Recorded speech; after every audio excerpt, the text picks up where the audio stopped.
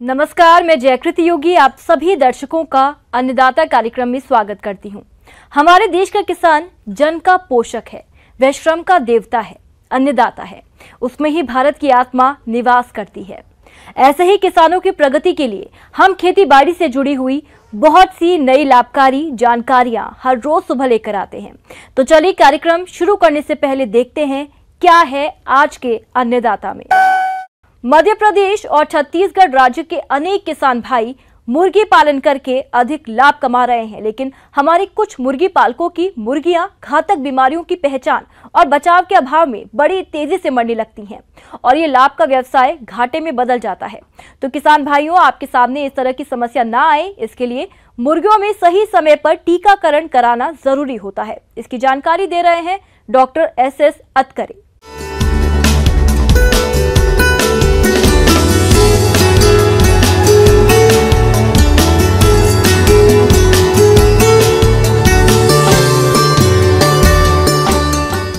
मुर्गी पालन व्यवसाय से हमें किसान भाइयों को अधिकतम लाभ हो, इसके लिए आवश्यक है कि आप जैसे जीवाणु वाले रोग होते हैं और परजीवियों से होने वाले रोग होते हैं, विषाणुओं से वाले रोग होते हैं। तो इनमें से अपन जो जीवाणु और परजीवियों से रोग वाले होते हैं उनको तो अपन दवाइयों देकर ठीक किया जा सकता है, पर विषाणुओं से होने वाले जो रोग होते हैं उनके लिए टीका लगाना आवश्यक होता है। मुर्गियों में आने वाली घातक बीमारियों के कारण मुर्गी पालक किसानों को आर्थिक हानि का सामना करना पड़ता है। तो आप इन रोगों से अपनी मुर्गियों को बचाने के लिए टीकाकरण कैसे करें, आइए जानते हैं। क्योंकि ब्रॉयलर हम केवल 6 सप्ताह 7 सप्ताह तक पाले जाते हैं और लेयर वाली मुर्गियां हैं जो शुरुआत में ग्रोवर रहती है और बाद में उसको लेयर स्टेज पे उसे अपन 70-75 सप्ताह तक पालते हैं इसे। तो इसलिए थोड़ा सा इनका टीकाकरण में भिन्नता है इसमें। तो जैसे ब्रॉयलर मुर्गियाँ जो पालते हैं तो जब बच्चे हैचरी से निकलता है तो ज़्यादातर हैचरी व्यवसायी होते हैं, उसमें आपको जो है मैरेक्स वैक्सीन का टीका है वो लगा कर देते हैं। पर यदि यह नहीं लगाया गया है तो वे आपको बता देंगे और आपको अपने खुद पे फॉर्म पे लगाना हो चाहिए था। मैरेक्स का टीका 1 दिन के चूजे पे लगाया जाता है। तो ये 0.2 ml जो होता है गर्दन की त्वचा पे सबकट जिसे कहते हैं, इसे 0.2 ml की मात्रा में दिया जाता है, इंजेक्शन से दिया जाता है। ऑटोमेटिक वैक्सीनेटर भी आते हैं जिससे एक बार डोज एडजस्ट कर लिया जाता है और उसे लगाते जाते हैं ऐसे पॉइंट में। तो एक टीका लगाने पे ये लाइफ लॉन्ग जो जीवन भर की इम्यूनिटी जो है वो निर्मित रहती है इसमें। दूसरा टीका अपन लगाते हैं 3 से 7 दिन की अवस्था पे रानीखेत डिसीज़ का। रानीखेत डिसीज़ जो है हमारे यहाँ पूरे हिंदुस्तान में बहुत बहुतायत से इसका रोग पाया जाता है रानीखेत में। तो इससे बचाव के लिए टीका अवश्य लगाना चाहिए। तो इसका जो टीका है, पहला जो कम तीव्रता के टीके आते हैं, बच्चा छोटा रहता है तो इसे 3 से 7 दिन पे कम तीव्रता के टीके लगाए जाते हैं जो B1 या F1 वैक्सीन के नाम से मिलता है। और फिर इस ड्रॉपर दिए होते हैं, इसके साथ में आते हैं। ड्रॉपर से अपन उसको आँख में या नाक में एक बूंद देते हैं। एक बूंद मतलब 0.03 ml के हिसाब से वो आता है, दिया जाता है। और फिर दूसरा टीका अपन IBD का लगाते हैं, गंभीर रोग का। गंभीर रोग भी अपने यहाँ पे है, काफ़ी देखा जाता है। फॉर्म पे तो खैर लगाना ही पड़ता है और आजकल फील्ड में भी है, उसमें भी गंभीर रोग का टीका दिया जाता है इसमें। इसको हम अपने यहाँ पर 14वें दिन पे लगाते हैं। तो IBD गंभीर रोग का टीका वैसे फ्रीज ड्राइड पाउडर मिलता है, जैसे मैंने बताया इसके B1 F1 टीका के लिए, और इसके साथ में डाइल्यूएंट मिलता है। तो इसको इसके साथ में मिला लीजिए पहले जैसे बताया है, और उसको अपन पानी के साथ में, क्योंकि IBD मध्यम तीव्रता का टीका देते हैं हम, 14वें दिन पे देते हैं। तो ये इंटरमीडिएट टीका जो देते हैं तो ये इसको पानी के साथ में मिला के दिया जा सकता है। और इसके बाद में जो वैक्सीन लगाते हैं लसोटा, रानीखेत डिसीज़ का लसोटा वैक्सीन लगाया जाता है। रानीखेत डिसीज़ का लसोटा वैक्सीन को भी इसी तरह पानी में मिला के दिया जा सकता है। हाँ, यह भी थोड़ा सा B1 F1 से थोड़ा ज़्यादा तीव्रता का होता है और इसे पानी में दे सकते हैं इसे। अच्छा, पानी से जब अपन वैक्सीन देते हैं तो एक और सावधानी रखना चाहिए कि वैक्सीन जो है सुबह सुबह किया जाए उससे। हाँ, चाहे कोई भी वैक्सीन हो सुबह करना चाहिए, ताकि दिन में ज़्यादा गर्मी पड़ जाए तो उससे मैंने जो ठंडे समय में किया जाए, और ज़्यादा लेट शाम को समय किया जाए। फिर अगला वैक्सीन हम देते हैं 28वें दिन पे। ये जो लसोटा वैक्सीन लगा 21वें दिन पे देते हैं, और फिर अगला वैक्सीन 28वें दिन पे IBD सेकेंड डोज देंगे। तो इसको अपन पानी के साथ में मिला के मिल्क पाउडर को, जैसे मैंने बताया, मिल्क पाउडर पानी से घोल के और फिर वैक्सीन उसमें मिलाइए। जितने तादाद में आपके बच्चे हैं उस हिसाब से आपका वैक्सीन उसमें घोलिए और उसके पानी को आपको बच्चों को दे देना चाहिए। और अगला इसके वैक्सीन जो अपन रखते हैं R2B रानीखेत डिसीज़ का वैक्सीन दिया जाता है। ये हम 8 से 10 सप्ताह के बीच में लगाया जाता है सर। तो इसमें आपको R2B का वैक्सीन जो आपको फ्रीज ड्राइड पाउडर जो मिलेगा उसके साथ में, और R2B वैक्सीन का घोलक मिलेगा। तो इसे हम इंजेक्शन के द्वारा दिया जाना चाहिए। तो अब इसे इंजेक्शन के द्वारा 0.5 ml चांग के मांसपेशी में लगाया जाता है। वैक्सीन देते समय आप मांस वाले भाग में उसमें इसी में वैक्सीन देना चाहिए। हाँ, इसकी तरह से हड्डी में वगैरह लगना नहीं चाहिए वैक्सीन। अगला वैक्सीन आपको लेयर पक्षी में लगाना पड़ता है 14 से 15 सप्ताह के बीच में। इसमें अपन एक IBD के मृत टीका लगाते हैं। इसमें ऑयल एडजुवेंट वैक्सीन मिलती है इसमें। तो इसको अपन को 0.5 ml अंतर त्वचा में, गर्दन की त्वचा में लगाए जाते हैं। तो इसमें अपन एक रानीखेत डिसीज़ का मृत टीका और दूसरा IBD डिसीज़ का मृत टीका लगाते हैं। जैसे 14 से 15 सप्ताह पे आपने रानीखेत डिसीज़ का मृत टीका दिया है और उसके 1-2 सप्ताह के अंतर से IBD वैक्सीन का मृत टीका लगा दीजिए। किसान भाइयों, मुर्गियों में टीकाकरण करते समय कौन कौन सी सावधानियां रखनी चाहिए, इसकी समस्त जानकारी कुछ इस प्रकार से है। जब अपन टीका लेकर आते हैं तो पहले जब टीका जब लाते हैं तो उसे देख लेना चाहिए कि एक्सपायरी डेट देख लीजिए, और साथ में देख लीजिए कुछ इसमें कटा फटा तो नहीं है पैकेट हो, और दूसरा इसमें कुछ फफूंद वगैरह लगी रहती है या कालापन लगा रहता है। तो इस तरह के जो टीका है उसे नहीं लेना चाहिए। और दूसरा टीका को जो जब लेकर आते हैं उसको हमेशा ठंडे में लेकर आना चाहिए, ताकि थर्मस में रख के लाइए या किसी बर्फ़ के उसमें रख के लगाना चाहिए। और जब लेकर आते हैं फॉर्म पे तो 2 से 4 डिग्री सेंटीग्रेड में अपन फ्रिज के अंदर रखते हैं। यदि फ्रिज नहीं है आपके पास में तो उसी समय आपको लगाना चाहिए। टीके को हमेशा ठंडे समय में लगाना चाहिए। सुबह के समय लगाइए और शाम के समय जाए। और दूसरा, जब एक बार टीकाकरण करना शुरू करते हैं तो सभी पक्षियों को टीका लगाना चाहिए। जो बचा हुआ टीका रहता है उसे कभी भी बाहर नहीं फेंकना चाहिए। जो बचा वैक्सीन है, बची हुई एम्पूल है, उसकी शीशियाँ हैं, उसको गड्ढे में दबा देना चाहिए। तो इस तरह यदि आप अपन वैक्सीन सावधानी पूर्वक करते हैं तो आपको जो इम्यूनिटी है वो 100% इम्यूनिटी मिलती है बच्चों में, और बच्चे को किसी तरह की बीमारी नहीं होगी। किसान भाइयों, अभी तक आपने खेती से जुड़ी हुई कुछ उपयोगी जानकारियां देखी। अब लेते हैं एक छोटा सा ब्रेक, जल्द ही लौटेंगे और कार्यक्रम में आगे भी हैं खेतीबाड़ी से जुड़ी महत्वपूर्ण जानकारियां। तो बने रहिए हमारे साथ। प्रदेश के जिन किसान भाइयों ने लौकी की खेती की है उनकी फसल इस समय बढ़वार की अवस्था पर है, और इस फसल को आगे भी अच्छी बढ़वार हो सके इसके लिए फसल में सिंचाई और उर्वरक प्रबंधन के साथ साथ फसल सुरक्षा के उपायों को करना जरूरी है। इस बारे में जानकारी के लिए हमारे संवाददाता ने संपर्क किया फल अनुसंधान केंद्र ईटखेड़ी जिला भोपाल के विषय विशेषज्ञ महेंद्र जड़िया से।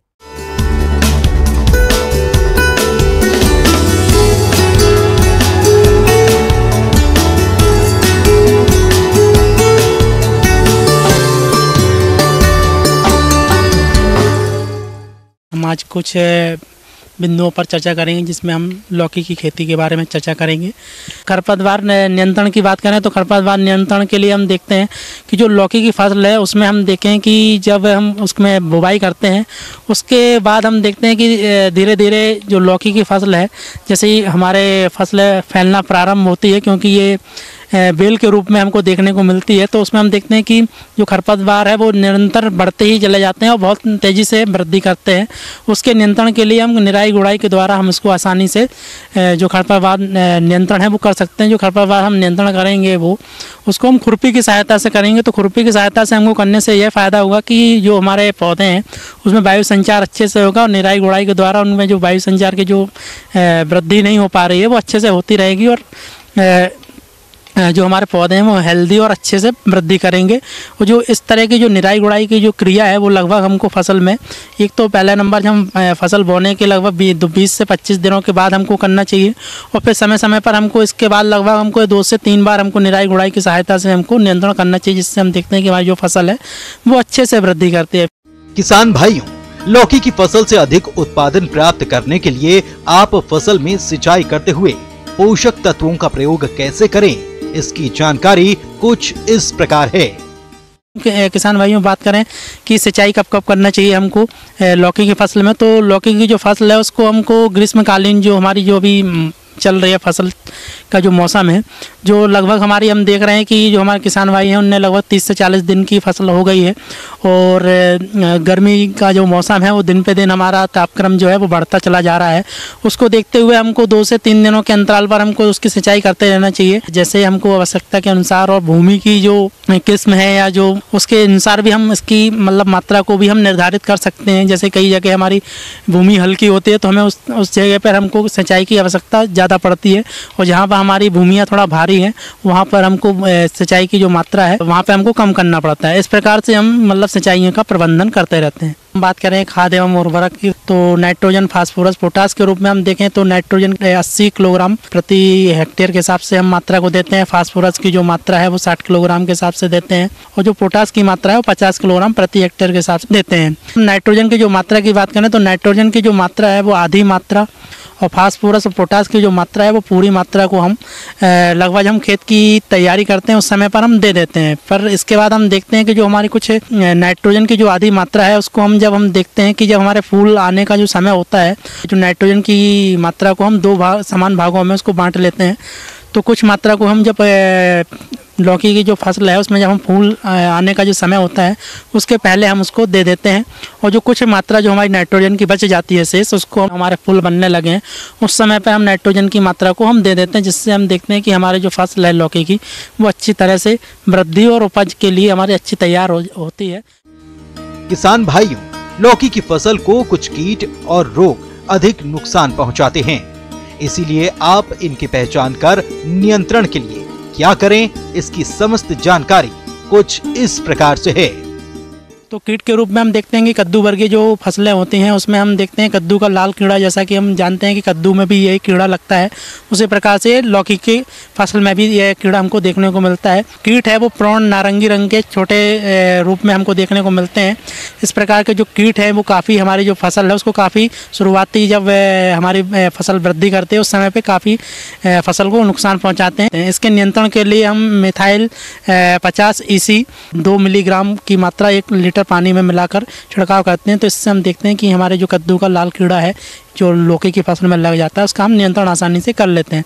फिर इसके बाद हम और एक कीट के बारे में बात करें तो देखते हैं कि फल मक्खी भी लौकी की फसल में भी देखने को मिलता है। जो कीट होते हैं उनके पिछले भाग से वो अपने जो फल होते हैं उसमें छिद्र कर देते हैं, और छिद्र करके उसमें अंडे अपने प्रवेश करवाती हैं, जिससे हम देखते हैं कि लौकी के जो हमारे फल होते हैं उसमें वो अंडे दे देती हैं। अंडे देने के बाद फलों को हम जब देखते हैं सूढ़ियों के रूप में देखने को मिलते हैं। इस कीट के कारण हमारे जो फल हमारे बिल्कुल ही बेकार हो जाते हैं, और जो हमारा बाजार भाव है उसमें बिल्कुल भी हमको लाभ नहीं मिल पाता। तो इसके नियंत्रण के लिए मिथाइल 50 EC का 1 मिली मात्रा तथा 1 ग्राम सीरा का 1 लीटर पानी में मिलाकर इसका घोल बनाकर हम छिड़काव करते हैं। तो इस प्रकार के जो फल मक्खी कीट है उसका नियंत्रण किया जा सकता है। जैसा कि हम बात कर रहे थे कीट के बारे में, तो उसी प्रकार से हम बात करें अब रोग के बारे में। तो रोग के रूप में हम देखते हैं कि जो लौकी की फसल है उसमें प्रमुख रोग के रूप में हम देखते हैं कि चूड़े लास्ता जो नामक रोग है वो लौकी की फसल में मुख्य रूप से देखने को मिलता है।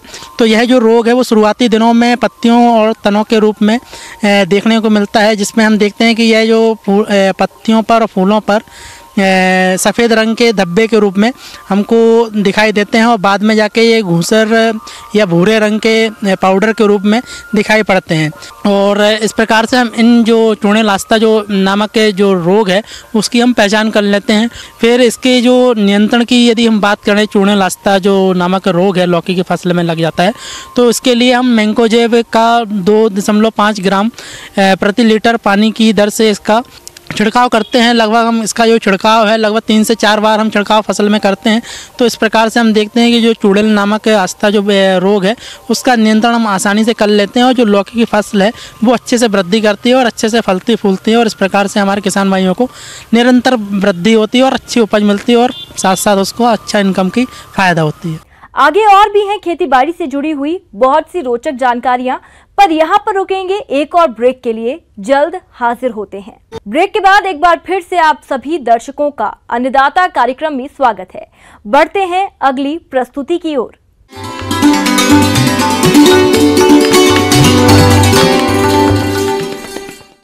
अन्नदाता हेल्पलाइन निःशुल्क पूर्ण संपर्क सेवा के माध्यम से आपके द्वारा पूछे गए प्रश्नों में से 1 या 2 महत्वपूर्ण प्रश्न को हम अपने कार्यक्रम में शामिल करते हैं। इसी के तहत आज का चयनित प्रश्न और उसका जवाब इस प्रकार है।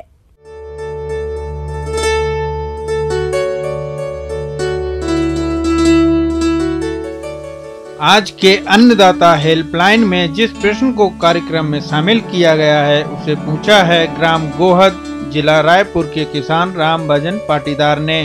आप नींबू के बाग में रोगों की रोकथाम पर जानकारी चाहते हैं तो राम भजन जी आपकी जानकारी के लिए प्रस्तुत है कार्यक्रम का यह अंश।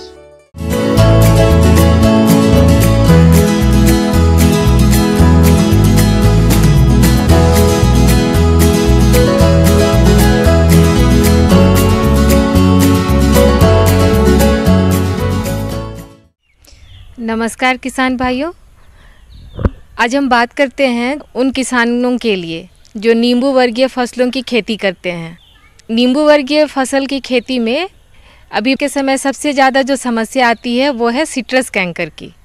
सिट्रस कैंकर की जो समस्या है ये ज़ैंथोमोनास जीवाणु के कारण होती है और जैसा कि हम देखते हैं इसकी समस्या ज़्यादा होती है और ये पत्तियों में, पौधे की टहनियों में और फलों में सभी भाग में इसका असर दिखाई पड़ता है। सिट्रस कैंकर ये जीवाणु जनित रोग है। इसकी पहचान की बात करें तो इससे संक्रमित पत्तियों, फलों और टहनियों पर कत्थई रंग के गोल गहरे धब्बे दिखाई देते हैं। ये धब्बे सूखकर कठोर हो जाते हैं। अधिक संक्रमण पर ये फलों पर भी दिखाई देते हैं। नई पत्तियों पर ये दाग पीछे की ओर भी देखने को मिलते हैं। फिर धीरे धीरे जब ये पुराना होने लगता है तो ये भूरा रंग का हो जाता है और जहाँ पर इसका संक्रमण है वो सतह खुरदुरी हो जाती है और कड़ा हो जाता है ये। इसके कारण जो है किसान भाइयों को इसका बाजार में उचित मूल्य नहीं मिल पाता है। तो जो किसान भाई नींबू वर्गीय फसलों की खेती करते हैं उनको इसका उपचार करने के लिए सबसे पहले तो ध्यान देना होगा कि जो भी रोग से ग्रसित टहनियाँ हैं या पत्ते हैं उनकी छटाई कर दें। पेड़ों की टहनियों की छटाई करने के बाद उन्हें जलाकर नष्ट कर दें और इसके साथ ही साथ उन पर जो बोर्डो मिक्सचर हम लोग कहते हैं जिसमें 5 भाग नीला थोथा और 5 भाग चूना का और उसमें 50 लीटर पानी मिला के जो हम मिक्सचर बनाते हैं इसको हम लोग बोर्डो मिक्सचर बोलते हैं। तो जब हम रोगग्रस्त टहनियों की छटाई करते हैं उसके बाद इसका घोल बना के हम इसका छिड़काव कर देते हैं। एक स्ट्रेप्टोसाइक्लिन 100 ppm का 10 मिलीग्राम और कॉपर ऑक्सीक्लोराइड 5 मिलीग्राम, इन दोनों का घोल बनाकर मिलाकर इसका छिड़काव अगर अपने फलों पर करते हैं तो इसका रोकथाम किसान भाई कर सकते हैं। ग्मोसिस ये रोग नींबू वर्गीय फसलों में कवक द्वारा होता है। इस रोग के प्रमुख लक्षणों की बात करें तो तने की छाल में सड़न, गोंद निकलना, जड़ों का सड़ना और पत्तियां पीली होकर पौधा सूखना दिखाई पड़ता है। कवक के बीजाणु मिट्टी में पड़े रहते हैं जो नमी प्राप्त होने पर तने में संक्रमण फैलाते हैं। इसकी रोकथाम के लिए रोगरोधी मूलवृंत का प्रयोग करें। नींबू के बागों में जल निकास की उचित व्यवस्था बनाए रखें। नींबू वर्गीय फसलों की अनियमित कटाई छटाई से बचें। रोग ग्रसित को चाकू से साफ कर रिडोमिल या ट्राइकोडर्मा हर्जेनियम की 100 ग्राम मात्रा का लेप करें। उसके बाद अलसी का तेल चारों ओर लगाएं। खासकर जो किसान भाई उन्हें सबसे ज़्यादा समस्या आती है कि उनके जो फूल आते हैं पेड़ों पर और जो फल लगते हैं उनके झड़ने की समस्या से सब किसान भाइयों का सामना होता है। वो कहते तो हैं कि फूल बहुत लग रहे हैं, फल भी बहुत लग रहे हैं, लेकिन जिस अनुपात में फूल लगते हैं और शुरुआत में जितने फल दिखाई पड़ते हैं अंत तक वो उसका उत्पादन नहीं ले पाते हैं। जब आपके नींबू के पौधों पर फूल की कलियां दिखाई पड़ती हैं उस समय आप प्लानोफिक्स इसका छिड़काव कर सकते हैं।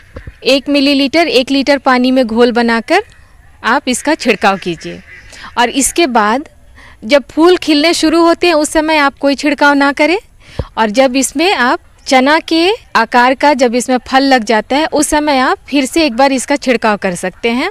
जब आप प्लानोफिक्स का छिड़काव फूलों पर और फल लगने के बाद करते हैं तो फलों का झड़ना बहुत कम हो जाता है। डायबेक रोग नींबू वर्गीय फसलों में इस रोग के फैलने के कई कारण हैं, जैसे रोग कारक कवक द्वारा कीटों का संक्रमण, पोषक तत्वों का असंतुलन, वातावरण में बदलाव, शस्य क्रियाओं से छेड़छाड़, अनियमित छटाई, निराई गुड़ाई गहरी करना, नमी का अभाव आदि। इस रोग में पौधे की शाखा ऊपर से नीचे की ओर सूखना प्रारंभ होती है। रोगग्रस्त पौधों में फूल एवं फलन कम प्राप्त होता है। इसकी रोकथाम के लिए रोगग्रस्त शाखाओं को काटकर नष्ट कर देना चाहिए। कटे भागों पर बोर्डो मिश्रण का लेप करना चाहिए। जड़ों में गहराई से निराई न करें। 15-15 दिन के अंतराल पर कॉपर ऑक्सीक्लोराइड की 2 ग्राम मात्रा को प्रति लीटर पानी में घोलकर छिड़काव करें।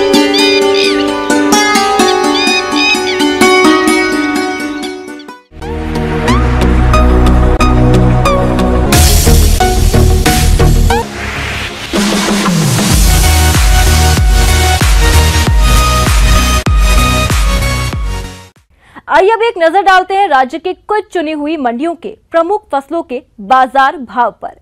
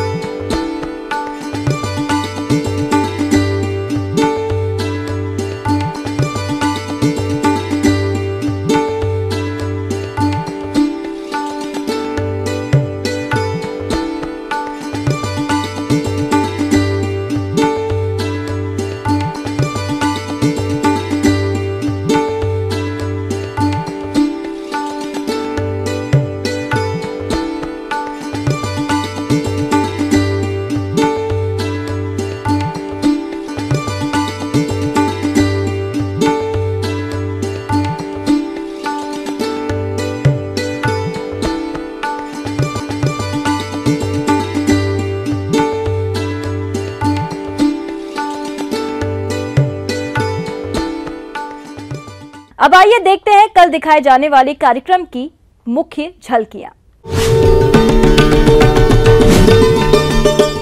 मिर्च की फसल में लगने वाले कीट और रोगों का नियंत्रण,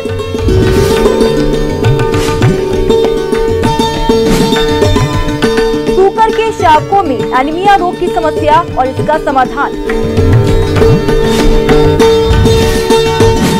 किसान भाइयों, अन्नदाता आपकी सेवा के लिए संकल्परत है। कृषि संबंधित समस्या और सुझावों के लिए आप हमें इस पते पर संपर्क कर सकते हैं। प्रोड्यूसर अन्नदाता, news 18 Madhya Pradesh Chhattisgarh, Ramoji film city, Hyderabad 501512। साथ ही आप हमें ईमेल भी कर सकते हैं। हमारा ईमेल आईडी है p18annadatamp@nw18.com। इसके अतिरिक्त आप हमें निःशुल्क हेल्पलाइन नंबर 1800419255 पर सोमवार से शनिवार सुबह 10 से शाम 4 बजे के बीच संपर्क कर सकते हैं। किसान भाइयों, अब समय हो रहा है आपसे विदा लेने का, तो हमारी अन्नदाता टीम को दीजिए इजाजत। कल फिर आपसे मुलाकात होगी कृषि संबंधित कुछ और महत्वपूर्ण जानकारियों के